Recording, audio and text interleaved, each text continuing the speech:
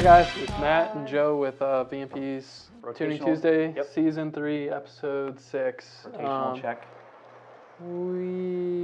Perfect. We're at your disposal today. Whatever questions you have about tuning that does not involve how to tune your shit, be happy to answer. That is politically correct for Joe saying, "Come at me, bro." Yeah. I'll answer anything and everything I can. Anything? Yeah. AMA. Yeah. I don't know if we want to go down that road. I'm a little too real for the VMP channel. But yeah. But the tuning office. So I went to a rally thing this weekend for I heard that. the I Morris heard you Child drug. I heard thing. you drug Chuck along, and he did not know it was a rally until he got here, and they're like, "Hey, we're leaving," and he's like, "Wait, what?" Yep. Yep. Yeah. I've so we never did that. done a rally. Yeah, it was just kind of like driving with your boys out to an event.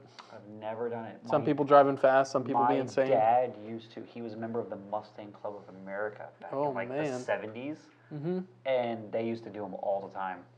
Yeah. I never went on one.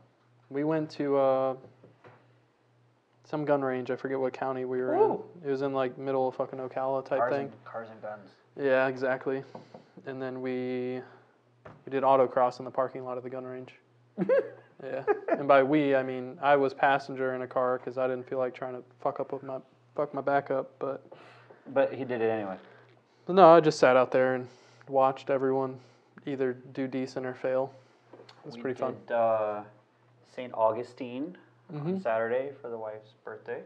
Hell yeah! Always a good time at St. Augustine. Went up to the Torture Museum and ate some barbecue and stuff.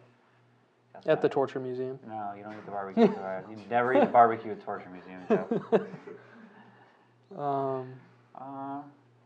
We got Jay Witt, so that's Jonathan Whitaker. Made it for the spend check. Today is going to be a good day. My man. Bossman12 Boss. What does it take to tune a 2019 Hellcat Red Eye? Need any special equipment? Ta-da! Modified PCM. OBD2 interface. OBD2 interface, patch cable. And some credits.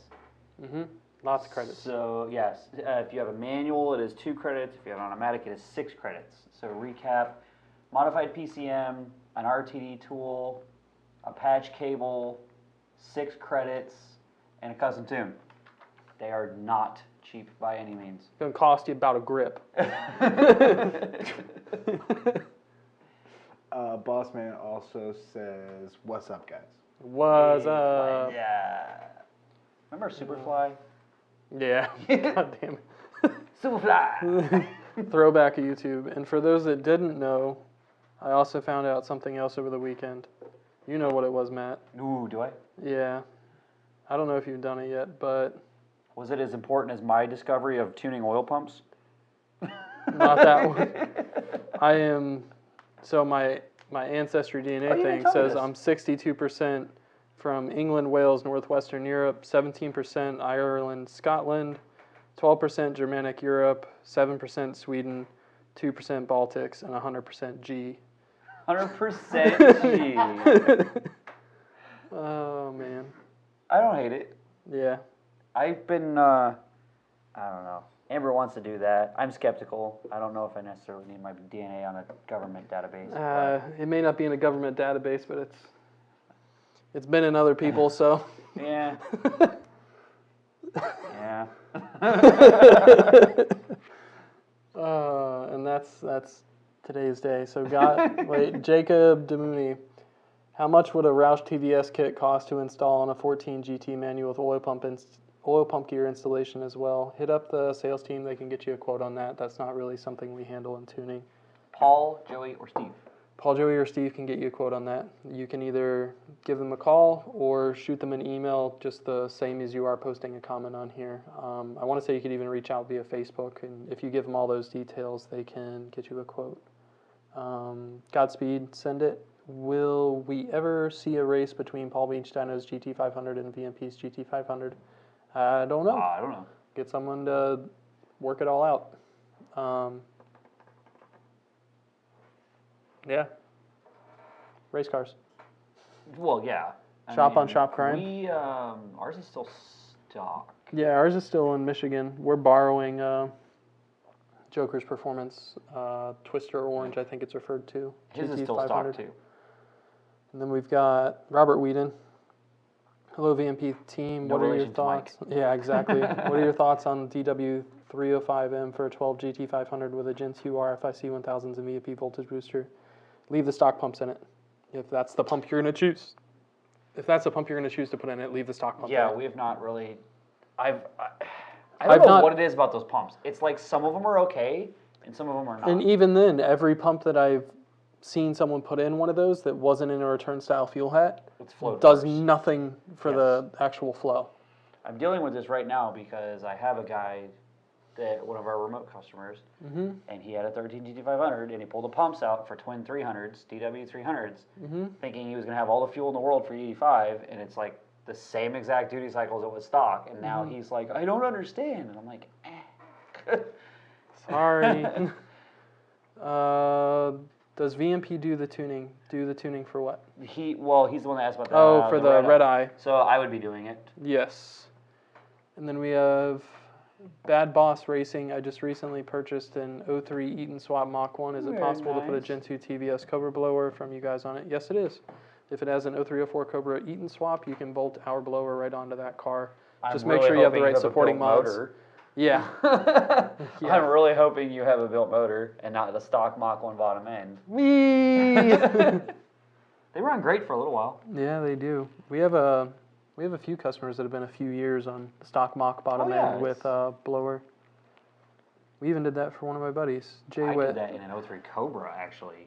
The guy blew it up, didn't have the money, and we shoved a Mach 1 short block in it. Jay Witt, how often do you all tune, if ever, Mustangs built for the road course? If you have, what is good setup you have seen, high RPM NA turbo? I haven't done too many turbo road course cars. I've done a lot of NA and blower I road flat course out cars. do not like force induction road course. I hate it. All the PD blower stuff I've done with our blowers on them has been great. Like one of our customers has a... It's just so, you're just beating and beating it and beating it, and it's just... Not necessarily, because you don't have to. Yeah. You don't have to wring it out to 7,000 RPM to get the thing to make torque As or long as power. you've got enough heat exchanger and you've got something to pull the heat out of the system, I guess it's not You need to so have a bad. conversation with Blevins. God, Because man, his this car makes me was like nervous. number 1 or number 2 in the whole series. Oh, I know it can be done. It's just so hard on stuff. And then you have Jeff Lucina's car. Yep. It's a weapon at the track. There's a whole bunch of them. And then I've done naturally aspirated setups too. In terms of less shit to break, naturally aspirated is always going to be king there. Yeah. But that's not to say a power adder setup can't be made reliable on a road course. Gap time. On a manual 17 GT, which blower will put the most power down on 93 and 100 octane with butane? The Gen 3 or the Gen 3R? Already got the Twin 67 and FIC 1000. So the power between the two, if you're talking about a 93 octane setup, so something we're going to limit to around 11 pounds of boost. 11 pounds versus 11 pounds, Gen 3 and Gen 3R make similar Yeah, power. it's going to be pretty negligible. I think Gen 3R is like 10 or 15 horsepower more in a setup like that.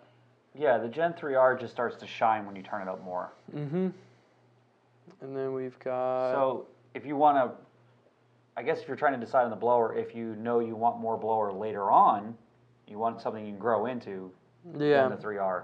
And that's not necessarily to say that Gen 3 you can't grow into. The Gen 3R is just going to make more power at high boost than the Gen 3 Correct. will. I mean, Rebecca went 8.0s on on a Gen 3, so... Since you guys had a GT500 crate engine, can you guys confirm that GT500 heads and 19-up GT350 heads are the same? I don't think we can because we haven't had our heads off, A, and B, I've never seen a 19 GT350 head to know if it's the same. We do know that it uses GT350 camshafts. Yeah, We know that. but I don't know if the head's the same. Right. And I don't know that I'll ever know that the head's the same because I don't know that I'll ever have a Yeah. 19 GT350 head and a GT500 head on the same bench. Correct. Um, I bet they are, but I don't know for sure. yeah, and then... Michelle, Yoa laughed hard at the 100% G. Oh, Michelle. Is she sitting there all bundled up, freezing? Yeah, exactly. Bad Boss Racing, by the way, will the HP Tuner's N-Gauge work on a Mach 1? It has the potential to work on a Mach 1. Get with whoever's tuning the car and confirm that they're okay with tuning Facts. a Mach 1 with an N-Gauge. Derek M., there are a few gas stations around me with 100 octane. Do I need a tune revision in order to use it? Gen 3 open headers. So as long as it's a gasoline-based fuel, 100 octane, unleaded, you should be fine to put it in there with no tune update. But if you want to take the most advantage of the fuel, get a tune update. Yeah. NA staying 87. Heat management on a road course with force injection is very difficult. It can be done. Yeah, oh yeah, that's what I was saying. I would say it's not even very difficult. If it's a very high-speed track, maybe. But if you're talking about Like a track Daytona? that's sub 100 miles an hour for most of the track, it doesn't Yeah. take anything to get a blower car up to 100 miles an hour. But if you're talking about like the back straight of like Nürburgring, Yeah. where it's like a mile long and you're in it, okay, maybe heating and cooling are going to be a little Yeah. tricky. I give you that one. But if we're talking about like Road Atlanta, Sebring, or Any of those long ones. Or just Daytona. Daytona is a big, long, drawn-out process, too. even then, you have to have the brakes to support the speed you add with a blower. So it's not like you can go crazy with it if you don't have the brakes and the tires to So support listen, it. instead of supercharging the car, Put a big, nasty Do- 5.2 XS in it. instead of supercharging the car, do all your really nice brakes and suspension, and then you never have to slow down. Yeah, boom, done. You keep all the speed that you gather, and then that's that. And everything's happy. Could you guys tune it? Mach 1 Engage guy? Most likely, yes. Good baby, bro. Yeah, exactly. Specify Mike Whedon. He loves E5 and 3 valves. No, I'm just kidding. As I hear him down the hallway. Exactly. Coming over here to punch your face in. We're both having our fun share of 3 valves. lately. 3 valve hell. It's like a whole wave. They kind of died off. Yeah, and then I they, went a like solid- somebody heard that Yes. we tuned 3 valves, and they're like, I "Oh, can say I hey." went like a solid year and didn't do but maybe 1 or 2 3 valves, and then all of a sudden, And I still occasionally get the ones that don't have any problems. Everything's good on the Yeah, car, and it's absolutely. just like 2 files and I'm done. man, Brandon Cormier, can a 2018 Roush F-150 supercharged be tuned to the same horsepower and RPM shift point as the 2018 F-150 Roush supercharged Mustang? Most likely, yeah. definitely on the shift points, horsepower, kind of, maybe. It technically should be able to, same motor. Yeah. Heat's a The little- only thing yeah, different heat's with the an issue on truck those. is the exhaust manifolds and stuff. And the cats, Yeah, the meows. the meows, the Cadillacs, Exactly. the DeVilles that are underneath. Exactly. You got this one. Brad Miser, is there an in-car device that will let me swap between 2 different tunes, mild and wild? Well, Is that the guy that was asking about the Hellcat stuff? no, that was Bossman 12. Boss. I guess it depends on the, yeah, he is on here. It depends on the car. Most cars, there is devices available to swap between 2 different tunes. Not on the fly. Not on the fly. The only ones that can really do that are diesels. Yeah, and there's... But as far as, yeah, you can't swap on the fly, but you can certainly switch between tunes, absolutely. B-roll's getting it. I was just going to get the spacey space. Genoa Davis, I think that's how you pronounce it. A friend of mine had a 2018 F-150 with stage 2 Whipple. He said he was racing and both his catalytic converters plugged up at the same time, and now he has internal engine problems. What say you, truck had 40,000 miles? I'd say that's about par for the course. It's about par for the course. Yeah. We've pretty much determined that the cats on F-150s in general are just absolutely terrible, and it's a crapshoot. You're not wrong. I can't tell you to take them off, Nope. but But some of them team gonna die if you don't. And I've seen that Roush Whipple. I've heard about it with that old rock. yeah, it's not necessarily a individual supercharger point of view. It's really not. It's just it's a Although big, heavy vehicle. I've never seen a turbocharged F-150 have catalytic converter. They A usually don't have turbocharged cats. 5-liter They usually catalytic don't have converter. cats. Exactly.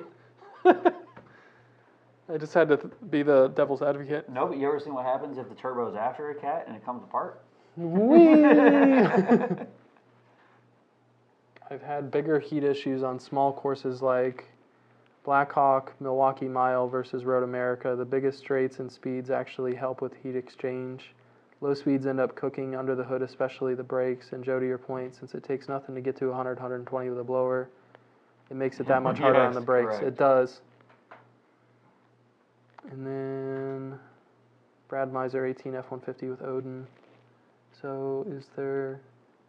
Yeah, so the device that you could use, you could do a tune with Engage or a tune with a RTD tool, and then you can use a computer to transfer the tune files if it's Probably RTD. just use the... Engage might be a faster way if you're looking to swap between mild and wild. Yeah, because RTD is going to require so your trade-off is an RTD is going to require a laptop, but it will at least in the short term. Yeah, it will physically write faster. Mm-hmm. The Engage writes slower because it writes the whole file every time, and but it you don't need a laptop. You just plug the gauge in and And then you just wait. and then you go wee. Exactly. Brandon Cormier, currently no cats, dual 3-inch stock headers. I will order my F-150 tune today if we make it run like a Mustang. So that, don't confuse me, or don't confuse stuff. It will not run like a Mustang. You will not go out there and run down Mustangs No, that you will have not. Roush superchargers. You will not. Power to weight ratio is not your friend. Exactly. But- And there's, But we can make it do wonderful things. we can make it do much better things than what it's currently doing. We can get more power out of it. We can make it shift all nice and snappy and do all the things and make it more enjoyable to drive. I will say the trucks are trickier to change shift points on than the Mustangs are. Yeah, At we least figured it that seems one out. way. Little bastards. Switch that off. And switch. Beep boop boop boop. What?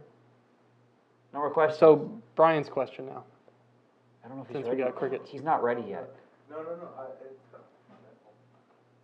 I have to unmute myself. You have to my bad. unmute yourself. Yeah. You do the ad lib. There's there's more questions coming in. But, Oh, okay. But I mean, if you guys want to do my question right now, Let's we can. do it. All right. Let's party. Okay. He said party. All right. So Party, the move. I guess most of my questions are gonna be like, so since I'm a beginner, like, That's You're allowed to be a beginner here. Very good. Very You're good. allowed to be a beginner. Just so everyone like on the internet is listening, Joe and Matt are very like inclusive. They don't judge anybody for not knowing anything. No. We try not to, at It's least. very nice. That's because neither one of us knew anything. Yeah, at one point in time, we were both At as one point in uneducated. time, we knew nothing. Yes, I agree with that. I try to keep that in my own life. Everything's relative. So anyway, if I wanted so just so everyone on the internet knows, I am just a digital media nerd here at VMP, right? He's a Photoshop guy. No, Right. Exactly. Yes. I'm the Photoshop guy. Like that's it. And so like I don't really know much about cars at all. You know. So like Vroom, vroom. I think by now, because I've done so many install videos, I can install like little things. But like, if I wanted to like really challenge myself, right? What would you guys suggest that like is my first mechanical mission? If you want to challenge yourself, Yeah. engine swap. Jesus. Joe? You said you wanted a challenge. Yeah, that's intense, Trying bro. to scare him away. Yeah, like that. Just I got Damn, that's me anxiety. giving you credit. I mean, true. Yeah, I remember suppose. my Yeah. first engine Like swap. I got anxiety just shooting the. I got to take this out of my ear because I can hear the feedback. Sorry. Like I got anxiety just shooting the GT500 swap into Track Attack with Jesse. Just like watching him do it, I was like, I don't know. So you could probably find a scrap engine on Craigslist or in the junkyard. Just bring some tools with you and start trying to take it apart. Yeah, they won't charge you for that. You just take They the don't bitch charge you apart. for practice. Nope, you take the bitch. In the junkyard. Absolutely. Yeah, you can go to LKQ You can right over in strip that bitch Daytona. down to a bare nothing. You could pull that whole car apart as long as you're not. as long as the parts don't leave. Yeah, as long as the parts don't leave and you're not out there being an asshole breaking shit, you can take a car apart all you fucking want. Absolutely. Wow, you guys are blowing my mind right now. I had one of my favorite vehicles. I had a Geo Metro, and they were really bad about burning exhaust valves. So I went to the junkyard because I was going to find me a cylinder head. I pulled the cylinder head on 5 cars in the junkyard before I found a cylinder head that didn't have burned valves. Oh Okay, So I dismantled 5 engines over the course of one day. Just left parts laying everywhere, and it threw the head in through the windshield and kept going to the next car until I finally found one. That explains. Like I've been to like you pull it and stuff, you know, with like uncles and cousins and stuff, just because they needed stuff, and that explains so much of like I'm like, how did these just come apart? Like how does this? Yeah, like what? So yeah, if you want something to practice on, that's a good way to practice. Okay. Yeah, no, that's solid. You have a Hyundai, right, or is it a Kia? Kia. Yeah. So go on LKQ's website. They have an inventory list. Okay. If you need any pieces, parts for your Kia, type in your year, make, model, see if there's any comparable vehicles out there. Go start pulling it apart. Yep. The good thing about those in the junkyard is if you break anything, it doesn't matter. Yeah. I just thought that. Like, don't be malicious with it. But if you break something on accident, like it's like sorry. Yeah, like if you're just going through breaking things with a hammer, they're gonna get upset with you. They might trespass you out of there. But Matt throwing things through windshields. Well, there's no windshield. They take the glass out of them already. I mean, I threw it through the opening into the passenger seat, and off I went. Okay, well, the places I go to don't do that. Oh. We go to classy joints. Peace out. St. Ohio. Yeah. But yeah, if I were you, I'd just get yourself like a 100 or 200 piece mechanic tool set. Okay. And just go to town. All right. Or if you really are interested in going down the path of mechanics, do like every one of us did, is start with a Briggs & Stratton. What's that? Explain that to Little me. 5 horsepower Briggs & Stratton go-kart engine. Oh, okay. All the I actually started with a weed whacker I found close enough. in Small the engines. in the neighbor's trash. Yep. Because they're cheap and they're small and they don't take a lot of tools and 90% of it is all interchangeable. And My everything I mom learned used to get so mad. Like we all started with small like engines. right around the New Year or Christmas, a lot of people would start throwing away their old lawnmowers and weed whackers. I'd ride my bike, grab the weed whacker, set it on my handlebars, and ride over to the house. Absolutely. What are you doing with this? This is trash. That's how I got started. I think that's how my brother got started too, because like he races go-karts now, like competitively and stuff. Yeah. Nice. Yeah. So like I think It's a good way to learn how it all works, because you can take it apart. It's one cylinder. You take it all apart, figure out put it all back together. It's super simple. Yeah. Once you think. Well, to you guys, but that's like me. Well, that's why I prefaced or followed it up with once you get used to it. Yeah, that makes sense. And then in the grand scheme of internal combustion engines, they're about as simple as they get. Yes. It's like it's not even The an overhead head's like valve. a fucking exhaust port. Yeah. It's valves in the block. Yeah. Valve comes up, the head's like 5 bolts to get off. Yep. Not wrong. What do you got for more questions? Start copying and pasting. Yeah, let's get back into it. Control C, Control V, Control C, Control V. You know, I didn't know that for the longest time. Ooh, that's I sad. just like right click everything. Yeah. Here, I'll see if I can help him. What? Make sure we don't get feedback. We were in there jamming out to our Black Ops. I know the Black Ops Zombies music. Yeah, the Zombies music. We had that playing in the background just for background music. Mm-hmm. Reminiscing How of many of you sat in the lobby waiting for your friends to come on for 30 minutes, listen to that Black song? Ops 2, baby. Just sitting there listening to that damn music, waiting for your friends to log on. I came in earlier looking for dyno graphs from Mike, and I was like, "What? I know what is this, guys? Tell me what this is." Yeah. Oh, we got a lot. Oh, I don't want to get in the middle of it. They're So coming. Here you go. I'll zip back to my tuning sheet. Yeah, you guys are good to go now. Go ahead. Bossman 12, I just heard you guys say Something something about the a 5.2 5.2 XS motor is worth the money. Do you believe? Would you guys put it in a car?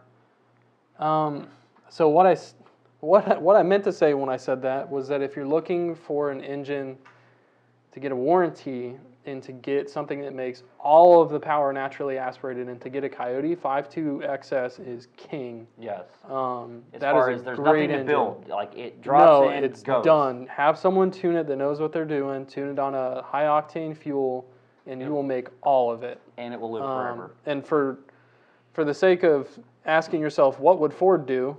What did they do when they built their GT4 cars? 5.2 XS. Yep. They went to the catalog and they pulled a 5.2 XS out. Yep. Let's see. Mike Hunt, does VMP tune Megasquirt MS3s? Mike Hunt.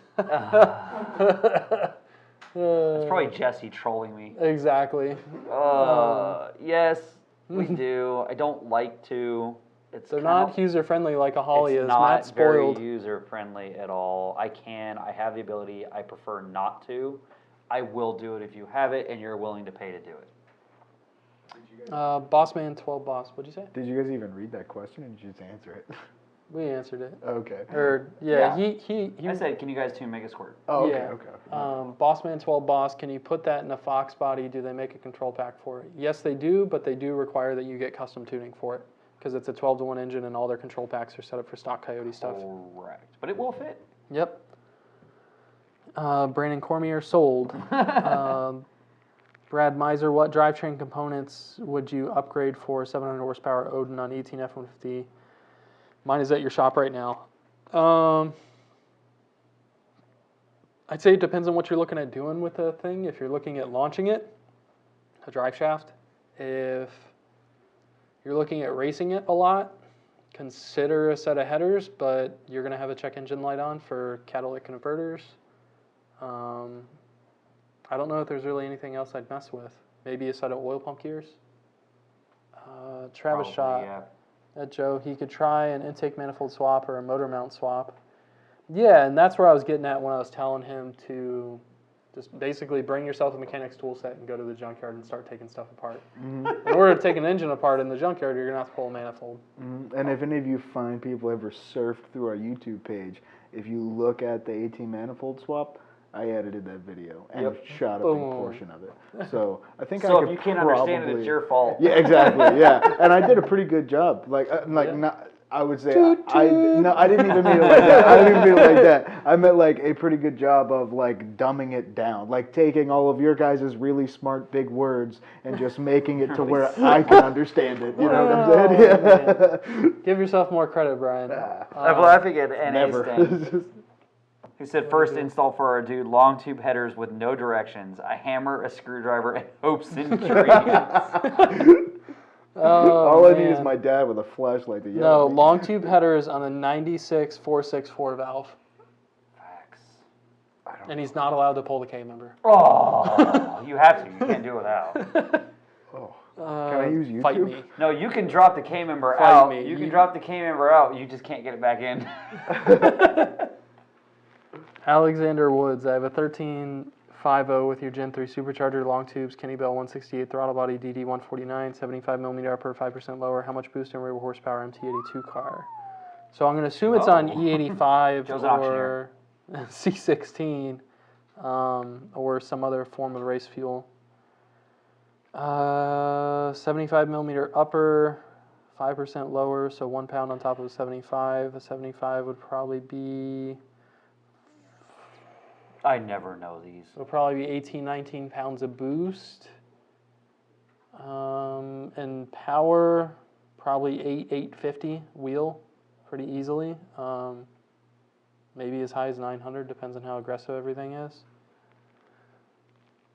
Jared DeRosa. I'll scroll down so we don't have to look down like, there you go. I can't scroll anymore. Thank you. Here, I'll add some enters. Hey, we're special guest. Special guys. There we go. Now we can do it. So, Jared DeRosa. so for those that don't know, that's Justin. I recently purchased a 14 GT500. It has a VMP Gen 2 supercharger, VMP 67 throttle body, JLT 127 carbon intake, and a 2.4 pulley. Do you recommend me replacing the injectors, or should I just go with the VMP fuel pump boosters? If you just purchased it and already had the Gen 2 on it, I don't think he realizes he's right in front of the camera.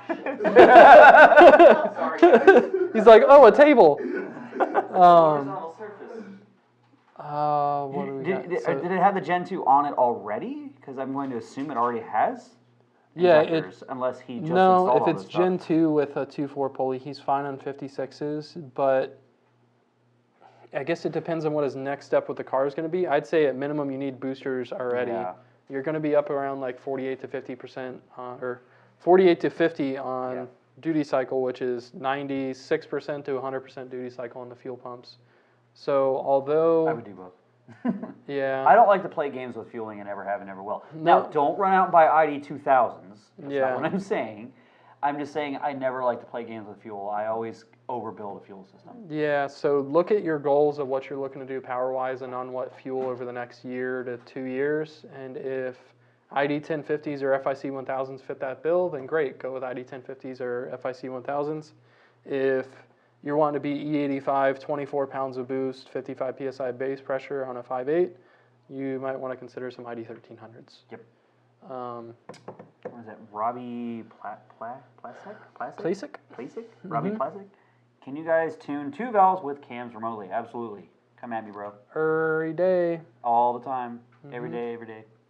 All day, every day. Yep. Typically, those are... They're not too bad. They're very simple, but there's been cases where stuff is We should wait. not as it should be. I'm gonna say disclaimer. If you have installed the cams correctly, And something isn't mechanically wrong with the car. and the O2 sensors are not crossed, Yep.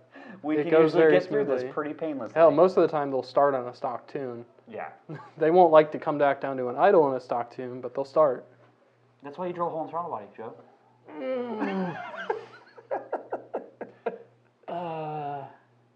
Ford Deep Buried Alive. School me on body control module. VMP tuned S550 cars throwing tons of codes and shutting down randomly. Restarts eventually and runs like nothing ever happened. I'll need a little bit more to go off of than that. Like, what codes are you getting? Under what conditions does it shut off? Yeah, I got nothing for that one. Yeah, that doesn't make sense because I don't think anything in the body control module will shut the car off. Other than the key. Well, no, because Yeah. once it's running, I don't know. I don't know. Iviascara 3 Aftermath. What exactly do you guys look for on third gear 2500 to 7500 RPM watt logs? We look to make sure fueling's right, spark's right, it's not on the NOx sensors. Yep. Air load calculation is correct. Cam timing's doing what it's supposed to be doing. Yep. All Intake air temps aren't rising at an astronomical rate, which usually means that... torque source is where it should be. Yeah. Basically just looking to verify everything we've already done in person to validate the tune file. We know what it should be doing, so we kind of cross-check what it should be doing with what it actually is doing, and then go from there. Exactly. Adjust accordingly. Root beer. Hey guys, love the content, love you guys. Oil pump gears need to be swapped for 17 GT, still NA doing road course. I hit 7,000 RPMs a lot. I would. Yeah, I wouldn't say it'd be a bad idea to do oil pump gears because you'll be really sad if they die and you didn't do them. And you know they're gonna die on the very back corner. Yeah. Yeah. And you're not gonna notice it until you drive all the way around. It sounds a little funny and it's having trouble maintaining idle. Yeah. Alexander Woods, yes, E85. So, Then you absolutely need to upgrade injectors in. Yep, and some boost pumps or a fuel system, depending on how much power you want to make long term. Exactly. Since you guys are supercharger experts, what in the hell was GM thinking when they decided to go with a 1.7 liter PD blower on an LT4? The operating speeds are insane. Yes, this is a 5-year-old topic. And I don't know Classic. if anyone ever really figured it out. I'm gonna guess bean counters. Yeah. That's my go-to on everything. Bean counters. Is I'm someone? going to guess it met the targets. Yeah, that's what I mean. Is they figured out? I was like, he's raising his hand. Oh, Justin's got a question in the back. What's your question, Okay, so the 1.7 is a real small diameter rotor set, Justin? and it supposedly met European hood crush requirements. Ah. Interesting. So if you're driving around Europe and you hit a pedestrian, your hood would absorb the impact well enough. There was enough Before clearance. it hit the engine? Yeah, before it hit the supercharger in the engine. Interesting. Wow. It's like So they designed the entire powertrain of the car around hitting people. Hey, and It's people a Corvette, not a Mustang. yeah, people make fun of Mustangs. Yeah. And you know what? The Mustang, the world spec Mustang, has airbags at the hood latches to deploy the hood if you hit something. Interesting. That's what those little weird rectangular plastic plugs are at the back. I always just figured it was bean Interesting. counters where they had a set horsepower target and the cheapest blower they can find that met that target. Yeah, that's the thing with OEMs. They have so many targets they have to hit. It's not just power. Yeah. It's not just weight. It's Yeah. safety, emissions, and everything. We need to make sure if we hit people that there's enough hood clearance. Oh. That's a new one for me. Let's see here. We have Brandon Cormier. Placed order, go find it. Classic. That's our F-150 Roush guy. I think. Yeah, that'll be Michelle. She's probably already looking at it. Well, I will end up probably being the one doing it. Mm-hmm. So, but she's probably going to be the one that you're going to. She's the one that's transferring it from. Yeah, and she's going to get NetSuite. She's going to get your stock file. She's going to send you instructions on how to get the stock file and all that stuff, and send it. And then I take over. And then I do the things. Yep, that's what I do. I make the noise too. Yep, that's the noise you have to make. Yep. And if you're tuning 2 valves, you have to listen to Darude Sandstorm. No. Um, And if you're tuning 3 valves, you have to sit there and go. Yep. So you got to cross your wires to see why their wires are crossed, and then you uncross your wires and tell them why the wires are crossed. And that's how you tune a 3 valve. By the way, the Hellcat last night, they said that the wires weren't crossed. So did they fix that? I haven't figured that out yet. Oh, no. That was a funny screenshot. What do you see here? Something wrong. Oh. DynoJet. So we've got, I switched over to the thing. Normal driving communication. So Ford Deep Buried Alive. I'm getting that one if you're already looking at it, Brian. Normal driving communication loss with steering column, MAF circuit high. Injector circuit open 1 through 8. Fuel pump control module circuit open, unknown OEM DTC. Lost communication with fuel pump. That sounds like a ground. Lost communication with steering Injector column. circuit open 1 through 8. Well, the only thing they share in common is a common power source, but also they're grounded through the PCM. So it's almost like there's a PCM ground that's broken or loose. Or I had something. So I never had circuit codes, but I had something on my 12 where the ABS module went bad and it was pulling down the CAN network. interesting. It pulled out, like the whole car wouldn't work. Like the gauge cluster and everything would quit working because it was pulling down the CAN system. He's saying lost communication with ABS, change battery, and check ground. So the one thing I've seen do really weird stuff is when people put an aftermarket ground underneath a factory ground. Like, let's say you installed a fan heat exchanger, he puts something that's like got a coating or something on it underneath the factory ground, especially in the power steering, the one that comes over to the passenger side strut tower. Yeah. If you put a ground underneath that one, bank on having problems at some point or another. So make sure that all of your factory grounds are straight to the contact surface they were originally on. There's nothing in between them in terms of like aftermarket circuits. If you're going to put an aftermarket circuit on a factory ground, make sure it's on the top side of it. And even then, make sure you have a good connection, no painted surfaces. When you start all that running type into of stuff. lots of random circuit codes, it's usually a ground. Yeah.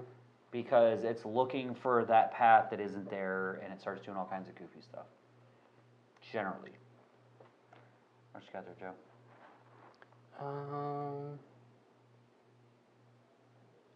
Let me go back to the sheet because I'm reading the comments as they come live, so I don't know what he's put in. I'm on the same stuff. Oh. So we got David Solar. Do you guys make a blower to fit a 99 Cobra? If you have an 03 Cobra, swap on it, yes. If you do an 0304 Cobra eat and swap, we make a blower that bolts right on. Yes, otherwise we do not. Yep. Ooh, fancy things. The search continues. Ford Buried Alive. Thank you, gentlemen. Search continues. Yeah, it's electrical gremlins can be extremely I have a meme frustrating. for this exact situation on my wall in the office, and that's the fortune teller. Yep. It's like diagnosing a car from 1,000 miles away. And Been there, done that. I wish I had a simple answer for you that gave you like, oh wow, yeah, it's this. I've seen that 100 times. I don't. That's really weird. I've never heard of someone having issues exactly like what you're describing. No, I have not heard of that at all. Especially having injector circuit codes 1 through 8, like that, which explains why the car is shutting off. Is it's just losing the entire ground path for the injectors, which is also why I keep thinking it's a ground. Because the injectors have a key-on switched battery source. And then they're switched ground to fire. Right, and they're switched ground to fire. So, and all 8 of those are grounded through a PCM ground. So if that ground gets messed up, in some way, shape, or form, then the PCM is going to not be able to fire any of the ejectors, and that's it. It's What's done. weird is that his car starts up after it cools off a bit. So Well, that's that why makes he's me got think something it's a that's circuit dirty. breaker type problem. Yeah, he's got something that's dirty or corroded or something like that, and it's getting hot, and it's breaking contact, and then after it cools down, they're reconnecting. And that's... It honestly could be internally in the PCM as well. Yeah. I mean, though that would be really weird because I've never seen a Coyote PCM act like that. Yeah, I've never seen them act like that. I've seen failures on Coyote PCMs, mainly with injectors sticking open. I think you were there for that. Yep. But I haven't seen the issue that he's referring to. No. Ford, nope, we already did that one. Yeah. Turbinator Lou, haven't seen your question in a minute. Hey guys, at what boost PSI would be the max for 93 pump? What vehicle? It depends on your compression.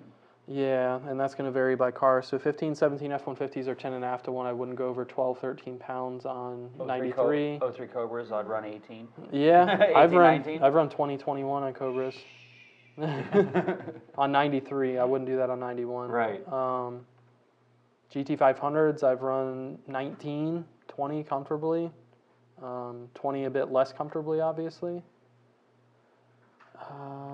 Reminds me that Diablo used to have a value file that was it was an 03 Cobra value file, or well, they call them cal files, and it was 03 Cobra 2.2 or 2.4 Kenny Bell, and it said 21 psi Mafia on 2 pump gas, and I'm like, God, like apply this thing and send it. 60-pound injectors, Mafia on 2. 21 pounds of boost. 10 to 1 at Watt. Oh, man, that's silly. Well, that's how Kenny Bell, that was the old hat tuning back in the day, is run MBT and then drown it in fuel. Yeah, well, that's step one, drown it in fuel and then run it at MBT. That's like KB's tuning motto for that stuff back in the day. Everything was so fat that it would borderline misfire from rich conditions. Yep, but they got all the timing they wanted in it. Yep. Coyote Swap Gen 2. So Coyote Swap Gen 2, max boost on 93, we'll call it 11 pounds. I wouldn't go over that. Turbinator Lou, Engage loses communication at well. So yeah. Yeah, you definitely are. You actually have a legitimate power issue. Yeah, the entire CAN network's crashing. If you can't find any ground whatsoever, then I would start checking. I don't know how you would do this, but you can unplug pieces out of the CAN network, because that's what I had to do. I went around just unplugging shit and driving it to see if it would act up or not, and then I found out that if I unplugged the ABS module, the rest of the car stayed working. That's how I found it. Interesting. So, because what it is something in the ABS was shorting out, and it was pulling down the whole CAN network. So, and I've seen people at Ford power steering racks do it too, because that's CAN bus as well, and I've seen the power steering module short out and pull down the whole CAN network. All it takes is an internal ground, like all it takes is an internal short to ground or short to power on that CAN bus, and the whole car's done. So that's so strange. There's that. What do you guys think about DCT guys calling their transmission a manual? Yes, it has manual parts, but a computer controls it. To me, I consider it a manual. Yeah, in terms of power manual loss, gears, it's shifted, it has a clutch. You ain't wrong. You're just it's a computer-controlled manual transmission. You are not, but by definition, a manual. But the inverse of that is if you have an automatic and you paddle shift it, does that make it a manual? No, it's still an automatic. So now, here I have a question though. Chicken or the egg? What's so up? then does what? I have to take this out of here again. What constitutes it being? Does saying this car is manual means like I, the human, am doing the shifting? Is that what it is meant before this point, before DCT? Correct. So I think that's where you get into the territory of automatic slush box, Right. automatic gearbox, Yep. and then like your manual slush box and your manual gearbox. There's actually four transmissions. There's not two. Because it used to be, it was either you manually actuated a clutch pedal or it had a torque converter. And now the DCT, it has a clutch, but it's an automatically controlled clutch. Therefore, it's automatic. Therefore, it's automatic. But then it's chicken or the egg. Right. Like I said, but then you make a paddle shifted automatic. Mm-hmm. Does that make it a manual?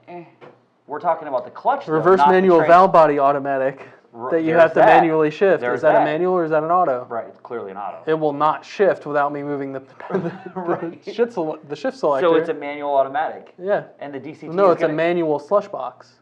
Or slush box. It's a manual automatic, and then a DCT is going to be an automatic manual. Yeah. Yep. It's a circle. I'm gonna go back to the computer. I don't feel that, man. I look at it from a hard part point of view. I'll give you a hard part. From a hard part point of view, there is more. It has more in common with a manual transmission than it does with an automatic. Than a traditional slush box automatic. Yes. Correct. Yep. Ask the GTR guys. They've had one since like 2010, so they can argue it out for a while. They've been arguing that for a while. Focus has had it for a while, hasn't it? Focus had a DCT in 13. All I know is they Wouldn't were the new garbage. body style be 11, 12? Yeah, 11, 12. You're right, and they were garbage. Yeah. That's for sure. Yeah. I don't know if it was the control logic or the stuff they're using, but it was terrible.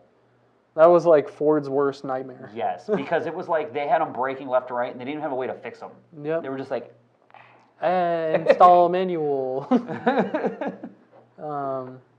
Sting Addict. Hey, Mr. Joe, want to add 100 shot nitrous? Do you think I'm safe? yes. I don't even know what it is. Yes. Yeah. So if this offends you, I'm sorry. I don't know who you are, Sting Addict. If you could give me some insight. It's Neil, Joe. It's Neil. Oh, okay, Sting Addict. How did you know that? I don't know. I remember it from last week, 2 weeks ago, or whatever. Yeah. My man. I don't So remember who I was. I should have recognized it based on Mr. Joe, but there's a couple customers that call me Mr. Joe. Yeah, Mr. Joe. I don't know. I just remember him. He just said he was Neil one time, and plus, like, it's Neil. Yeah, exactly.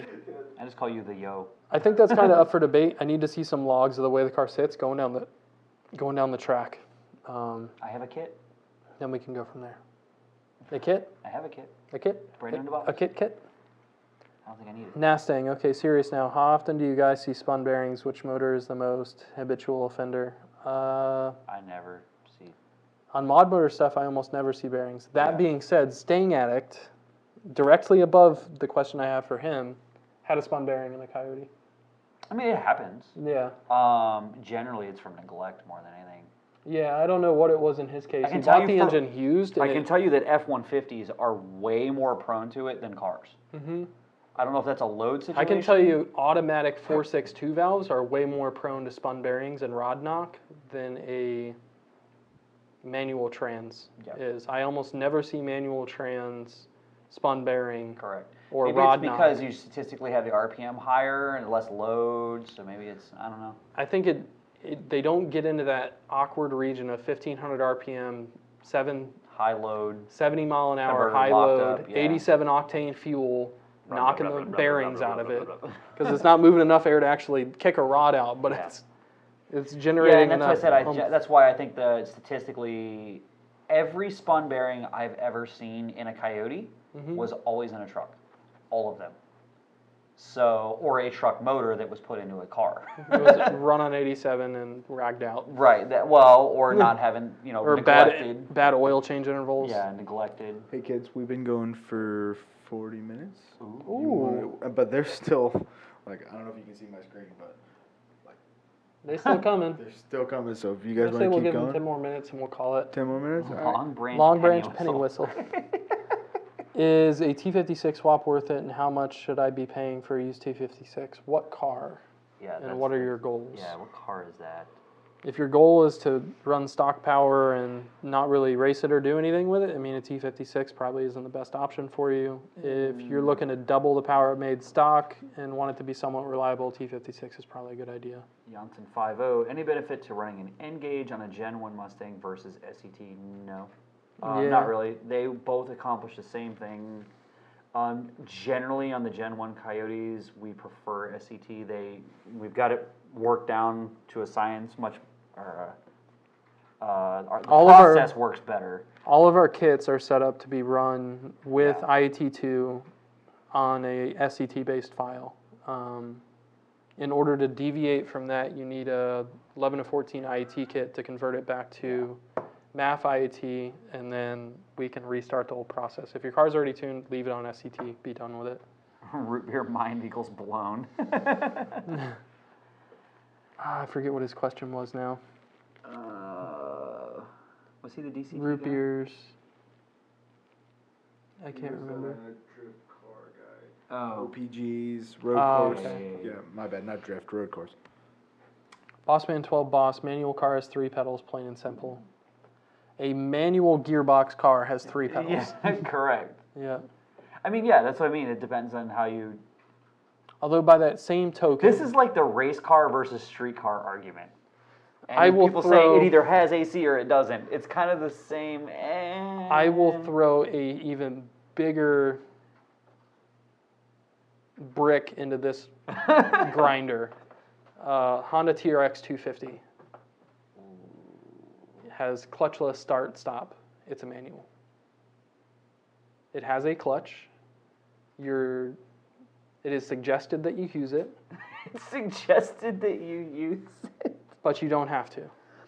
Well, that's the Maserati Quattroportes had an automatic. It was a manual, like it had shift linkage, but it had actuators, hydraulic actuators that moved the shift linkage for you, and it had an actual clutch disc and diaphragm, but instead of the pedal moving the throw-up bearing and stuff, it had a hydraulic arm that would slide it out and off it went. So it was by all means considered a manual, but it just did everything for Was you. it H pattern?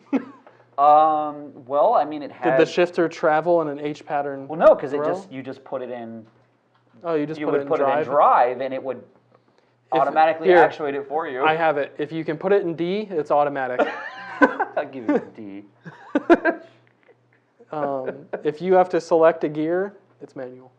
I don't have a dog in this fight. I don't really care because the DCT is an incredible trans, but It it is. just depends on how you look at the situation because there's Yeah. always.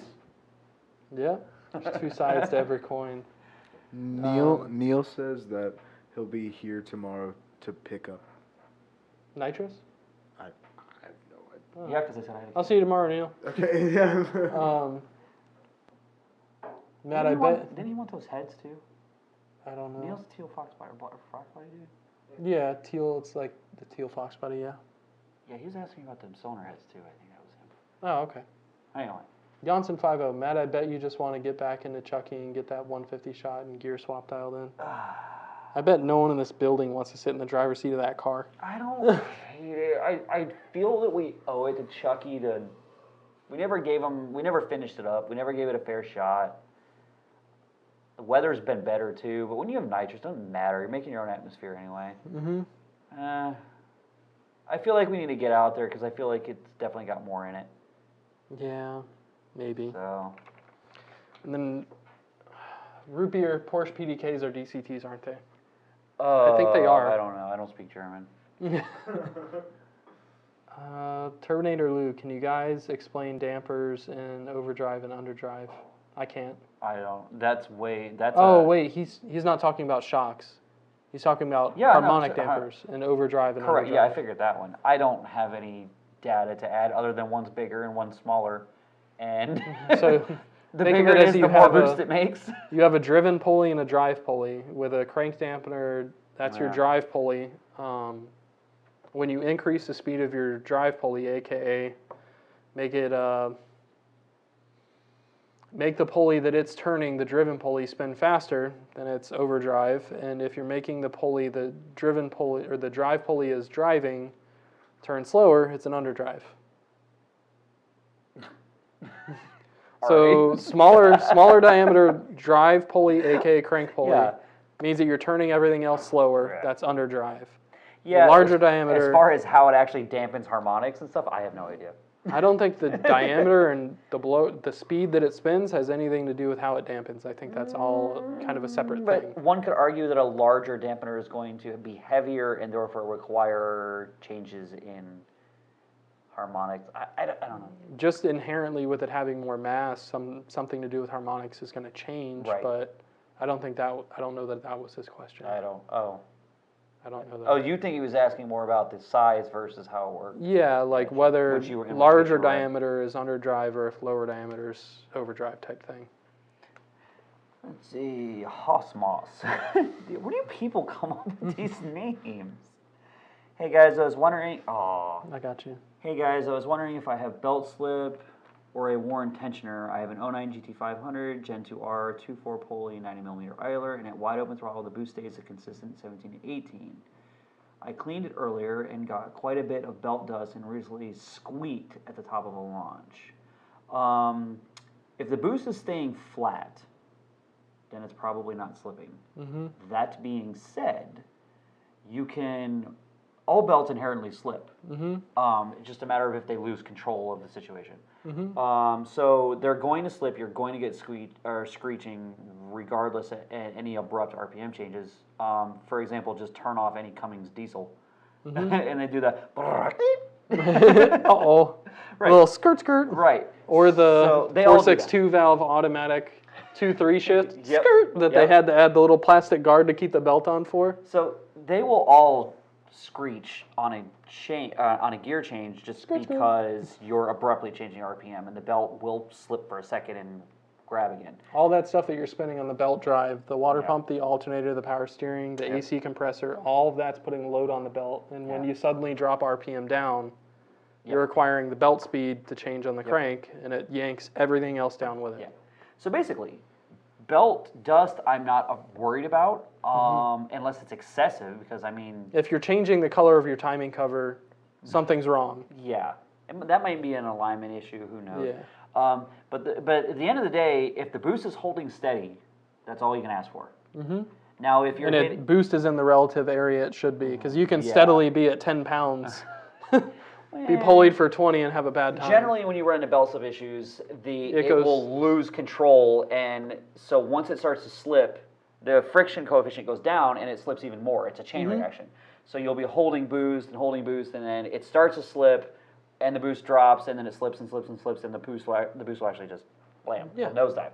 It goes bye-bye. So if it's holding flat, you more than likely do not have belt slip issue, but if you have a large amount of belt dust, you might want to look at it. Facts. Maybe the belt is just older and it's dried and it starts to come apart. It's not moist enough. It's not moist. Joe Davis, is it necessary to take catalytic converters off my Mustang with a Roush Charger? I'm not going to tell you it's necessary to take them off. Nope. I'm going to tell you I've seen them fail before, and that you may need to replace them. We cannot tell you to break the federal government's law. Jesse Spiker, what kind of tunes does Casati offer for my car? I'm running a special in the ditch, ditch tunes. In the ditch, and that's really my only specialty is the in the ditch tune that we figured out. Yeah. Yeah. I just got the only thing he has to offer is your car on its roof in a ditch somewhere. Not on its roof. I've never put one on a roof. Well, I mean, I've never done it, period, but I've never had a customer put one on a roof. Can we explain that for people who don't understand? Because people are I don't know, that one famous car seemed like it may have flipped over. It didn't flip. He just drove it down the ravine. Oh, okay. So it never actually went flip-flop. No, he just drove it down the ravine as far as I could tell. Okay. So, and then there was the Miata, and... That car definitely didn't flip. No. 100%. No. No, like I said, I just make them... Brian's like, I seen it in the flippy. I definitely seen it, yeah. So, yeah, we're running a special on In the Ditch tunes. Mm-hmm. It requires payment behind the building after 6 o'clock. No. Just you have to specify that you want the In the Ditch tune, and then you have to sign some paperwork saying that you're not going to sue me.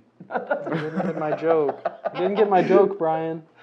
Well, I'm sorry. Behind the building after 6 o'clock. That's how you pay for the In the Ditch tune. I don't get it. I don't understand. It wasn't a transfer of funds, it was a transfer of fluids. Oh. I'm still launching. Oh, I'm man. sorry, Joe. All right, we'll end it there. I'll tell Brian. I'm letting you down. And then the rest of you guys that get it, you get it. And the rest of you guys that don't, you won't. I've probably cleaned your J. That's it. Sorry, kids. I appreciate you. That's been there for at least 3 years. Well, now you have a shiny J. And with that, we leave you guys.